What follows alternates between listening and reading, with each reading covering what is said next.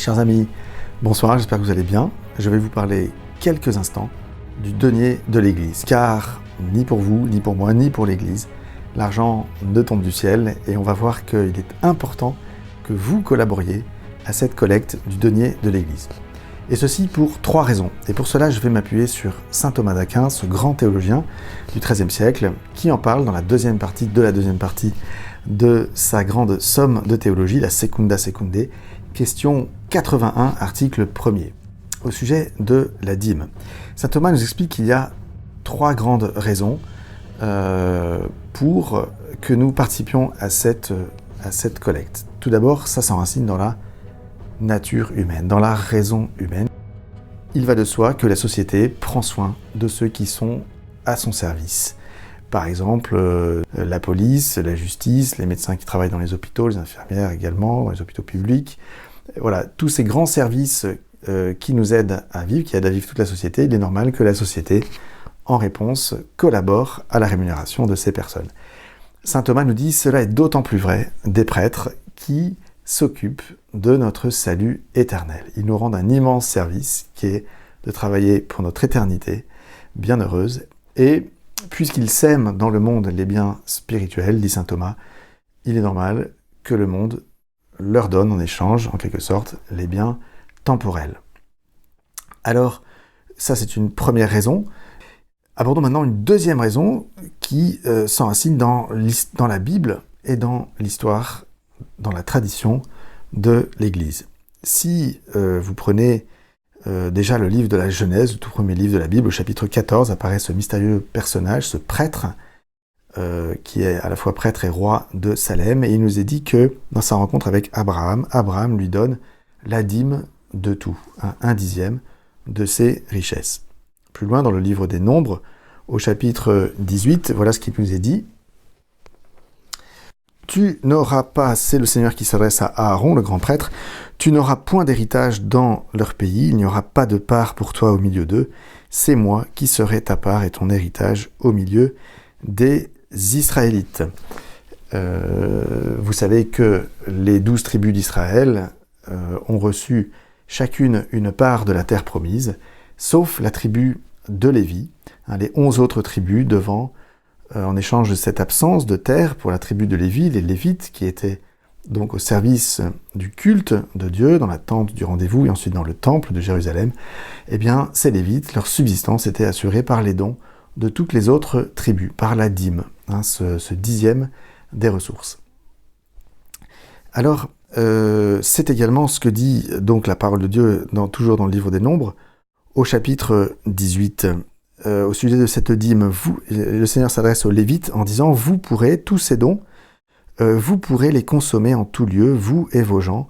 C'est votre salaire pour votre service dans la tente du rendez-vous. Vous ne serez pour cela chargés d'aucun péché. » Cela pourvu que les Lévites eux-mêmes fassent une petite offrande sur cette dîme au Seigneur à travers leur don au grand prêtre Aaron. Ce qui est une invitation pour les prêtres également à donner, à participer au denier de l'Église. Vous trouverez ça donc au verset 31 du chapitre 18 du livre des Nombres. Au Deutéronome chapitre 14, il est également parlé de cette dîme. Voilà ce qui est dit. Chaque année, tu devras prendre la dîme de tout ce que tes semailles auront rapporté dans tes champs, etc., etc., etc. Et au verset 27, tu ne négligeras pas le Lévite qui est dans tes portes, le prêtre, puisqu'il n'a ni part ni héritage avec toi. Viendront alors manger le Lévite, puisqu'il n'a ni part ni héritage avec toi, l'étranger, l'orphelin et la veuve de ta ville, et ils s'en rassasieront de toutes ces offrandes qui auront été faites. Vous voyez donc une affirmation de l'importance de cette dîme dans la parole de Dieu. Est-ce que Jésus en a parlé ?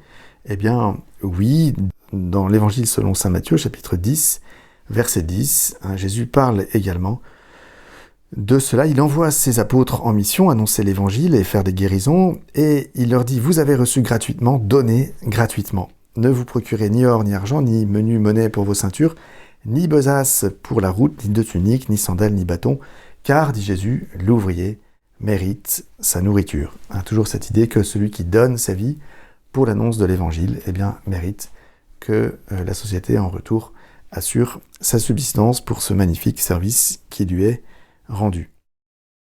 Alors, vous voyez, on pourrait aussi se poser la question, est-ce qu'il s'agit pour nous de donner 10%? Est-ce que dans le Nouveau Testament, est-ce que Jésus a parlé de ça? Est-ce que le Nouveau Testament parle de cette règle des 10%? On peut constater que non. Il ne nous est pas imposé de donner 10% de nos richesses. Il s'agit maintenant, en conscience, après que nous ayons reçu par la grâce du Christ l'Esprit Saint, cet esprit de générosité, il s'agit pour nous de mesurer en conscience ce que nous pouvons donner. On pense à ce que Jésus a dit au sujet de cette veuve dans le temple qui, en donnant 2 piécettes, dit Jésus, elle a tout donné, elle a donné tout ce qu'elle avait pour vivre. Qu'est-ce qu'en dit l'Église aujourd'hui? On trouve ça au numéro 2043 du catéchisme de l'Église catholique. D'abord au numéro 2041, l'Église nous parle des commandements de l'Église en général. Vous savez, il y a les 10 commandements que Dieu a donnés à Moïse, il y a également les 5 commandements de l'Église qui nous obligent moralement. Et voilà ce que l'Église catholique elle-même en dit au numéro 2041 de son catéchisme. Je cite, « Les commandements de l'Église se placent dans cette ligne d'une vie morale reliée à la vie liturgique et se nourrissant d'elle. Le caractère obligatoire de ces lois positives, édictées par les autorités pastorales, édictées par l'Église, a pour but de garantir aux fidèles le minimum indispensable dans l'esprit de prière et dans l'effort moral, dans la croissance de l'amour de Dieu et du prochain. » Et ensuite sont listés ces 5 commandements de l'Église. Ce qui nous intéresse, c'est le 5e, donc au numéro 2043, il nous est dit la chose suivante. Le 5e commandement, à savoir les fidèles sont tenus par l'obligation de subvenir aux besoins de l'Église, énonce que les fidèles sont tenus de subvenir aux nécessités matérielles de l'Église, chacun selon ses possibilités. Chacun selon ses possibilités. Vous voyez, il n'y a pas de règle de 10% qui soit imposée, mais chacun est renvoyé à sa conscience. Le catéchisme renvoie à son tour au canon numéro 222 du Code de droit canonique, qui dit la chose suivante. Les fidèles sont tenus par l'obligation de subvenir aux besoins de l'Église afin qu'elle dispose de ce qui est nécessaire au culte divin, aux œuvres d'apostolat et de charité et à l'honnête subsistance de ses ministres. Vous voyez, 3 objectifs, le culte de Dieu, la charité, pour ceux qui ont donc les œuvres d'apostolat et la charité, l'évangélisation et le service des pauvres, et enfin, troisièmement, la subsistance des prêtres.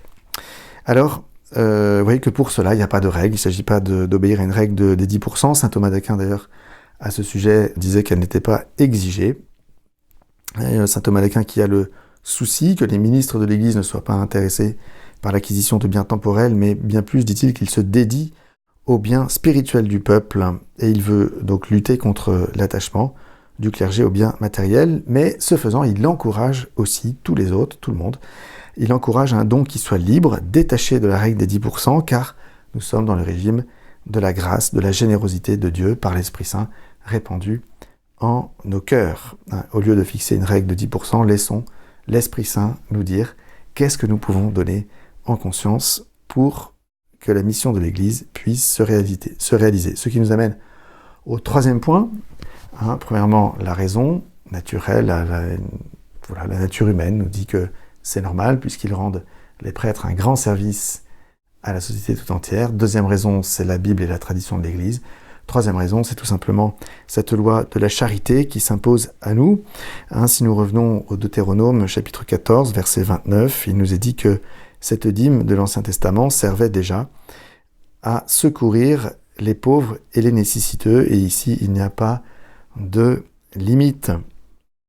Saint Thomas, de manière très intelligente et en grande fidélité à l'Évangile, nous dit « Cette règle a été ajoutée dans la loi nouvelle pour que non seulement soit donné aux pauvres 10%, mais aussi ce qui resterait, ce qui pourrait rester en plus. » Et là, il cite Luc 11, 41, où Jésus dit lui-même « Ce qui reste, donnez-le en aumône. Ce qui reste, donnez-le en aumône. » Quant à la dîme, dit saint Thomas, quant à la dîme donnée au clergé, le clergé lui-même la donnera aux pauvres. Et vous savez que c'est souvent le cas aussi, nous autres prêtres qui n'avons ni femmes ni enfants à nourrir, il n'est pas rare que nous donnions nous-mêmes une part de nos revenus pour les pauvres que nous rencontrons, pour les nécessités de l'Église. Donc, c'est un encouragement pour nous tous à participer à cette collecte du denier de l'Église. Un petit point maintenant sur la situation en France qui est particulière. Vous savez qu'en 1789, les biens de l'Église ont été confisqués et qu'en 1801, Napoléon a signé un concordat avec le pape qui alors a renoncé à réclamer la restitution des biens de l'Église, en échange de quoi l'État s'engagerait à rémunérer le clergé. Et puis, un siècle après, en 1905, il y a cette fameuse loi de la séparation de l'Église et de l'État, qui fait que l'État ne rémunère plus le clergé. Il s'agit maintenant à l'Église de se débrouiller pour pouvoir assurer la subsistance matérielle de ses prêtres. Donc, nous vous encourageons à donner de manière généreuse. Vous savez que l'Église ne reçoit pas non plus de subsides du Vatican et que votre don pourra servir donc à la rémunération des prêtres, à celle de tous les laïcs engagés, salariés du diocèse, également pour la formation des futurs prêtres. Alors, chers amis, soyons généreux. Jésus, de riche qu'il était, nous a enrichis par sa pauvreté. Il nous invite maintenant à être généreux pour servir son Église et assurer sa mission de manière concrète. Je vous laisse maintenant en compagnie de cette très belle séquence vidéo que notre diocèse a voulu mettre en valeur pour nous sensibiliser à la question du denier de l'Église. Vous pouvez faire votre don en ligne grâce à toutes les indications qui sont sous cette vidéo jusqu'au 31 décembre à minuit pour que votre don soit comptabilisé dans l'année 2019. Et vous pouvez également faire un don par chèque. Toutes les indications sont sous-dessous également. Et votre chèque, dans ce cas-là, datez-le du 31 décembre. Et dans ce cas, votre don pourra servir à la collecte 2019 et vous pourrez recevoir un reçu fiscal. À l'avance, un très grand merci pour votre générosité, un joyeux temps de Noël à chacune d'entre vous. À bientôt. Il y a 2000 ans, un sauveur nous est né. Dans une humble crèche, Jésus est venu apporter la paix au monde. Il a été présent dans la vie des hommes et des femmes de tous les temps. Aujourd'hui encore, l'Église fait entendre son message d'amour. Quel que soit notre parcours de foi, elle est toujours à nos côtés pour diffuser la joie de Noël et la lumière de l'Évangile, pour que nous fassions l'expérience du pardon, du partage. Notre Église porte la fraternité au cœur de la société, accordant une attention particulière aux plus pauvres en vivant concrètement la charité. Son écoute et son accueil, notamment des plus fragiles, donnent à chacun la joie de l'espérance. Depuis 2000 ans, Jésus, notre Sauveur, est lumière dans nos vies. Aidez l'Église à partager cette lumière à tous. Faites un don.